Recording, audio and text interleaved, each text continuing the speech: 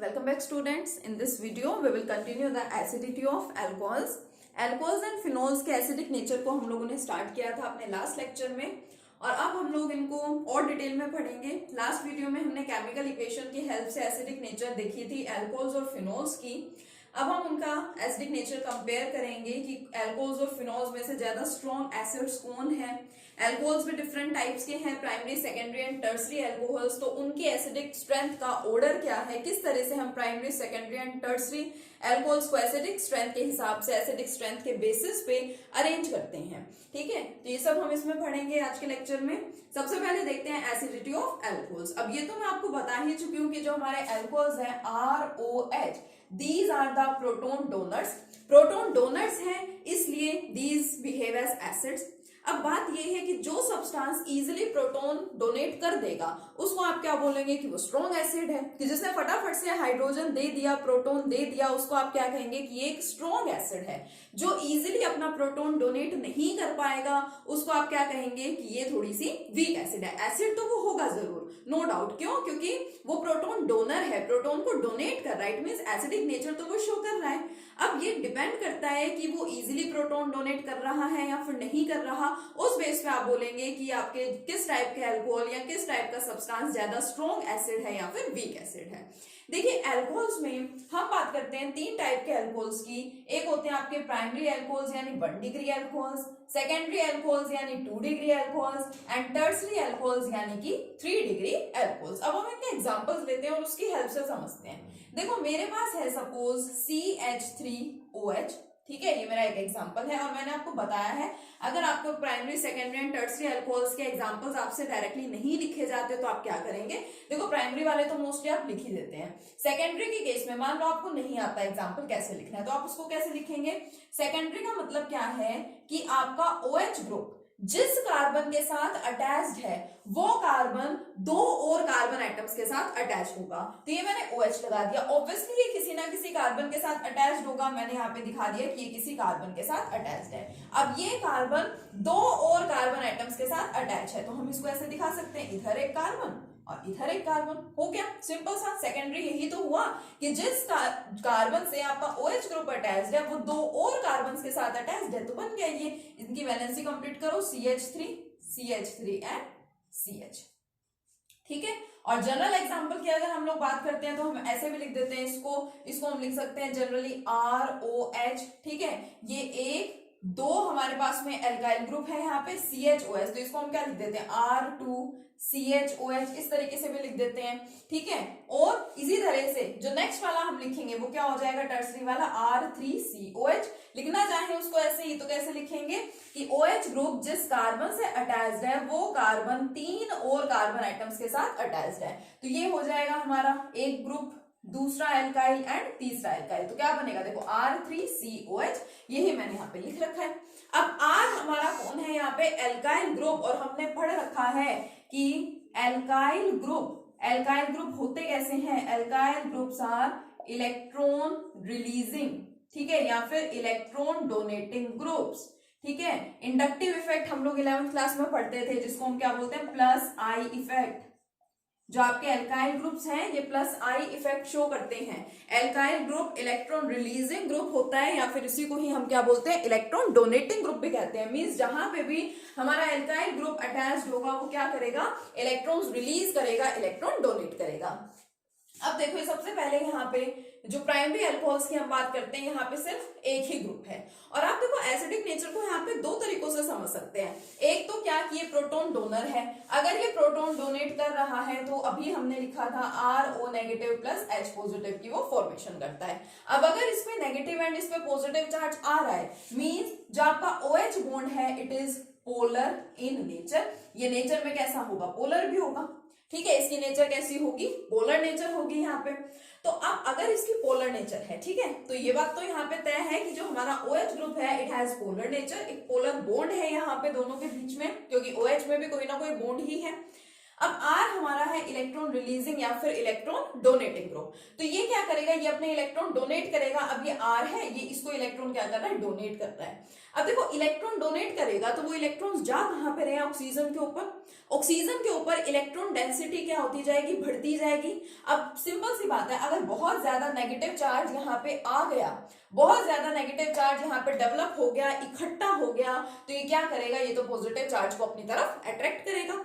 अब जहां पे पोलैरिटी आ रही थी OH बॉन्ड में, जिस पोलैरिटी की वजह से ये H पॉजिटिव इससे दूर गया था, डोनेशन हो गया था प्रोटॉन का, वही पोलैरिटी यहाँ पे डिस्टर्ब हो जाएगी। जो आपका बॉन्ड है वो कम पोलर यानी कि लेस पोलर होना स्टार्ट हो जाएगा। क्यों, बिल्कुल सिंपल सा क्राइटेरिया है यहाँ पे कि अगर ये इलेक्ट्रॉन डोनेट कर रहा है, किसको डोनेट करेगा, ऑक्सीजन ही तो है इसके पास, ऑक्सीजन पे ये इलेक्ट्रॉन क्या करेगा, रिलीज करेगा। इस पे ये इलेक्ट्रॉन रिलीज कर रहा है तो इसमें पहले से भी नेगेटिव चार्ज आया, ठीक है, पोलैरिटी की वजह से। अब इस पे और ज्यादा नेगेटिव चार्ज आएगा, तो जितना ज्यादा नेगेटिव चार्ज होगा वो तो उतना ही पॉजिटिव चार्ज को क्या करने लगेगा, अट्रैक्ट करने लगेगा। यानी कि ये प्रोटॉन दोबारा से इसकी तरफ अट्रैक्ट होता जाएगा। मींस लॉस या फिर डोनेशन ऑफ प्रोटॉन इस केस में इजी नहीं होगा, ठीक है। और जो पोलैरिटी है वो क्या हो जाएगी, कम हो जाएगी। इट मींस एसिडिक स्ट्रेंथ भी वहां पे क्या हो जाती है, कम हो जाती है। देखो जहां पे दो दो एल्काइल ग्रुप अटैच्ड हैं, अब यहाँ पे तो सिर्फ एक ही एल्काइल ग्रुप है तो वो इस पे इलेक्ट्रॉन डेंसिटी बढ़ाएगा। अगर दो एल्काइल ग्रुप आ जाएंगे तो दोनों ही कैसे हैं, इलेक्ट्रॉन रिलीजिंग। ये पहला वाला ग्रुप भी इलेक्ट्रॉन रिलीज करेगा अपने, और दूसरा वाला ग्रुप भी क्या करेगा, इलेक्ट्रॉन को रिलीज करेगा। इलेक्ट्रॉन डेंसिटी और ज्यादा बढ़ जाएगी, और ज्यादा बढ़ने से जो बॉन्ड की पोलैरिटी है वो कम हो जाएगी और एसिडिक स्ट्रेंथ कम हो जाएगी। टर्सरी के केस में तो क्या है, यहाँ पे तीन तीन एल्काइल ग्रुप है। ये देखो ये वाला भी इलेक्ट्रॉन रिलीज करेगा, ये भी इलेक्ट्रॉन रिलीज करेगा, और ये भी क्या करेगा, इलेक्ट्रॉन रिलीज करेगा। अब अगर ये तीन तीन ग्रुप मिलके यहाँ पे इलेक्ट्रॉन रिलीज करेंगे तो इलेक्ट्रॉन डेंसिटी बहुत ज्यादा बढ़ जाएगी। बहुत ज्यादा बढ़ गई तो जो आपका OH बॉन्ड है वो और लेस पोलर हो जाएगा और एसिडिक स्ट्रेंथ सबसे कम हो जाएगी। इट मींस जहां पे जितने ज्यादा एल्काइल ग्रुप्स प्रेजेंट होंगे वहां पे इलेक्ट्रॉन डेंसिटी उतनी ही ज्यादा बढ़ जाएगी। इस वजह से बॉन्ड की पोलैरिटी उतनी कम हो जाएगी और एसिडिक स्ट्रेंथ भी अल्टीमेटली वहां पे क्या हो जाएगी, डिक्रीज हो जाएगी। तो जो एल्कोहल्स की एसिडिक स्ट्रेंथ है वो किस तरह से यहाँ पे वेरी करती है, देखिए प्राइमरी अल्कोहल्स की सबसे ज्यादा होगी क्योंकि इसमें तो सिर्फ एक ही आपके पास कौन है, एल्काइल ग्रुप है। तो primary greater than secondary greater than tertiary. It is the order for the acidic strength of primary, secondary and tertiary alcohols, ठीक है। एसिडिक स्ट्रेंथ का ऑर्डर है जो आपके प्राइमरी अल्कोहल्स है, these are more acidic as compare to the secondary alcohols, and secondary alcohols are more acidic as compare to the tertiary alcohols. अब अगर हम अल्कोहल्स की एसिडिक स्ट्रेंथ का कंपैरिजन करें विद वाटर तो हमें क्या रिजल्ट मिलेगा, water is more acidic, water is more acidic then alcohols. किसी भी टाइप के अल्कोहल से जो वाटर है हमारा ये ज्यादा एसिडिक होगा। वाटर के बारे में आप जानते हैं कि वो एसिड की तरह से भी बिहेव कर सकता है और बेस की तरह से भी बिहेव कर सकता है, ठीक है। 11th क्लास में जो हम लोग डिफरेंट कंसेप्ट्स पढ़ते थे, various concepts of acids and bases, जो हम लोग टॉपिक पढ़ते थे आयनिक इक्विलिब्रियम में, उसमें हमने इस बारे में पढ़ रखा है, ठीक है। तो जो वाटर है उसकी ज्यादा एसिडिक स्ट्रेंथ होती है as compare to the alcohol. Now why it is so, ऐसा क्यों होता है। अभी हमने डिफरेंट टाइप के अल्कोहल्स के केस में पढ़ा कि जितने ज्यादा इलेक्ट्रॉन रिलीजिंग ग्रुप प्रेजेंट होंगे तो इलेक्ट्रॉन रिलीजिंग ग्रुप्स की वजह से जो एसिडिक स्ट्रेंथ है वो क्या होगी, डिक्रीज होगी। दो टाइप के ग्रुप्स हम लोग स्टडी करते हैं, एक होते हैं हमारे electron releasing groups and second हमारे क्या होते हैं, इलेक्ट्रॉन विड्रॉइंग ग्रुप्स। अब ये वही सारा बेसिक है ऑर्गेनिक का जो हम 11th क्लास में पढ़ के आए हैं। बिल्कुल हमने जो बेसिक कंसेप्ट्स पढ़े थे 11th क्लास में उसी से ही रिलेटेड है सब कुछ, ठीक है। अब इलेक्ट्रॉन रिलीजिंग ग्रुप का तो हमने डिटेल में पढ़ लिया कि इलेक्ट्रॉन रिलीजिंग ग्रुप तो क्या करता है, जो एसिडिक कैरेक्टर है किसी भी सब्सटेंस का उसको डिक्रीज करता है। तो उसका अपोजिट आपको कहां मिलेगा, इलेक्ट्रॉन विड्रॉइंग ग्रुप में। इलेक्ट्रॉन विड्रॉ कर लेना, ठीक है, अपनी तरफ इलेक्ट्रॉन को खींच लेना। अगर कोई ग्रुप के अंदर ये कैपेसिटी है, अगर कोई ग्रुप ये कैपेसिटी रखता है कि वो इलेक्ट्रॉन्स को अपनी तरफ विड्रॉ कर सके, अपनी तरफ अट्रैक्ट कर सके, इसका मतलब वहां पे इलेक्ट्रॉन डेंसिटी डिक्रीज हो जाएगी। इलेक्ट्रॉन डेंसिटी डिक्रीज होने का मतलब पॉजिटिव चार्ज की जो स्ट्रेंथ है, पॉजिटिव चार्ज का जो अमाउंट है वो इंक्रीज हो जाएगा और उस वजह से एसिडिक नेचर भी क्या होगा, बढ़ जाएगा। तो सिंपल सी बात है कि इलेक्ट्रॉन रिलीजिंग ग्रुप्स तो क्या करते हैं, एसिडिक कैरेक्टर को या एसिडिक स्ट्रेंथ को घटा देते हैं, whereas the electron withdrawing group increases the acidic strength. ठीक है, अब वाटर के केस में ये है आपका वाटर HOH और ये है आपका एल्कोहल। एल्कोहल्स में अब मैंने ये प्राइमरी लिखा है, ठीक है, अब चाहे प्राइमरी हो, सेकेंडरी हो, टर्सरी हो, एल्काइल ग्रुप तो यहाँ पे है, इलेक्ट्रॉन रिलीजिंग ग्रुप तो है ही यहाँ पे। इलेक्ट्रॉन रिलीजिंग ग्रुप क्या करेगा, एसिडिक स्ट्रेंथ को घटा देगा। But what about water, water doesn't contain any electron releasing और इलेक्ट्रॉन डोनेटिंग ग्रुप। वाटर के पास ना तो कोई इलेक्ट्रॉन रिलीजिंग ग्रुप है, ठीक है, मींस ना इलेक्ट्रॉन रिलीजिंग, और हम और क्या बोल सकते हैं दूसरी लैंग्वेज में कि इलेक्ट्रॉन डोनेटिंग ग्रुप यहाँ पे कोई प्रेजेंट नहीं है। इट मींस एसिडिक स्ट्रेंथ यहाँ पे डिक्रीज नहीं हो पाएगी। So water is more acidic then alcohol. तो हम लोगों ने मतलब इस टाइप के क्वेश्चंस डायरेक्ट पूछे जाते हैं कि प्राइमरी, सेकेंडरी और टर्सरी को अरेंज करवाया जा सकता है एसिडिक स्ट्रेंथ के बेस पे। इसकी एसिडिक स्ट्रेंथ ज्यादा क्यों है, इसकी कम क्यों है, डायरेक्ट आपसे क्वेश्चन पूछा जा सकता है, रीजन पूछा जा सकता है। वाटर ज्यादा एसिडिक क्यों है एज कंपेयर टू अल्कोहल, ये आपसे डायरेक्ट पूछा जा सकता है। तो हमने अल्कोहल के बारे में तो डिस्कशन कर लिया, अब डिस्कस करते हैं एसिडिटी ऑफ फिनोल्स के बारे में। यस, अब फिनोल्स की एसिडिटी की बात करें तो phenol is more acidic then alcohol. जो फिनोल है ये अल्कोहल से, किसी भी टाइप के अल्कोहल से ज्यादा एसिडिक होता है because it is resonance stabilised. Phenol जो है ये रेजोनेंस स्टेबलाइज्ड होता है। क्यों? क्योंकि मैंने आपको बताया यहाँ से प्रोटॉन डोनेट होगा, प्रोटॉन डोनर है ये, ठीक है, मींस प्रोटॉन ये क्या कर देता है, डोनेट कर देता है। तो एक तो हमारा बनेगा फिनोक्साइड आयन और एक H positive, and this phenoxide ion produced is resonance stabilised. ये जो हमारा फिनोक्साइड आयन बन जाता है ये रेजोनेंस स्टेबलाइज्ड होता है, ठीक है। हम इसका रेजोनेटिंग स्ट्रक्चर बना के देख सकते हैं, इसके जितने भी रेजोनेटिंग स्ट्रक्चर्स बनते हैं हम उनकी हेल्प से समझ सकते हैं।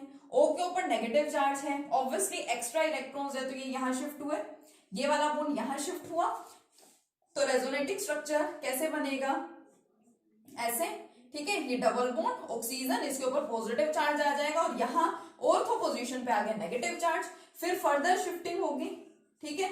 दोबारा से जब शिफ्टिंग हुई तो फिर क्या बना, यहाँ पे ये यहाँ पे बॉन्ड शिफ्ट हुआ और इधर पैरा पोजीशन पे अब क्या आ गया, नेगेटिव चार्ज, बाकी सब एज इट इज।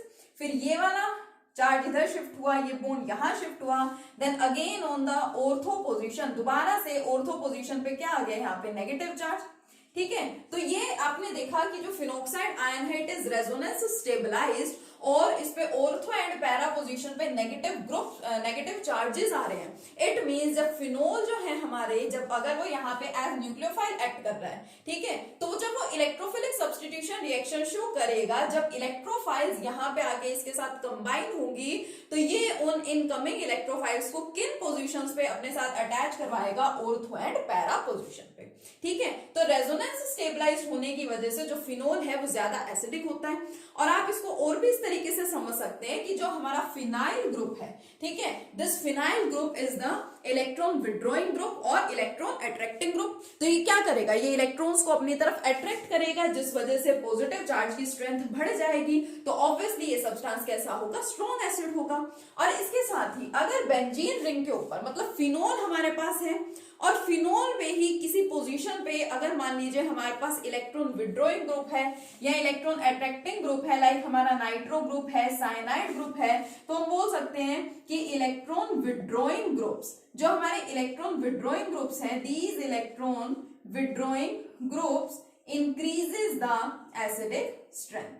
जहां पे भी हमारे ये इलेक्ट्रॉन विड्रॉइंग ग्रुप्स प्रेजेंट होंगे ये क्या करेंगे, ये उस सब्सटेंस की एसिडिक स्ट्रेंथ को और ज्यादा बढ़ा देंगे। जैसे फिनोल है, फिनोल पे ही नाइट्रो ग्रुप आ गया तो फिर वो क्या करेगा, वो एसिडिक स्ट्रेंथ को और ज्यादा बढ़ा देगा, ठीक है। ऑर्थो पोजीशन पे और पैरा पोजीशन पे अगर प्रेजेंट होगा तो इसका इफेक्ट ज्यादा होगा, क्योंकि देखिए यहीं पे नेगेटिव चार्जेस आ रहे हैं। मेटा पे प्रेजेंट होगा कोई इलेक्ट्रॉन विड्रॉइंग ग्रुप तो भी वो एसिडिक स्ट्रेंथ को बढ़ाएगा, बट ऑर्थो एंड पैरा के कंपैरिजन में थोड़ा सा कम, ठीक है। So it is all about the acidic strength of alcohols and phenols, और इनका कंपैरिजन भी हो गया, ठीक है। इनको अच्छे से करेंगे, नेक्स्ट लेक्चर में देखेंगे और रिएक्शंस और chemical properties. Okay, thank you.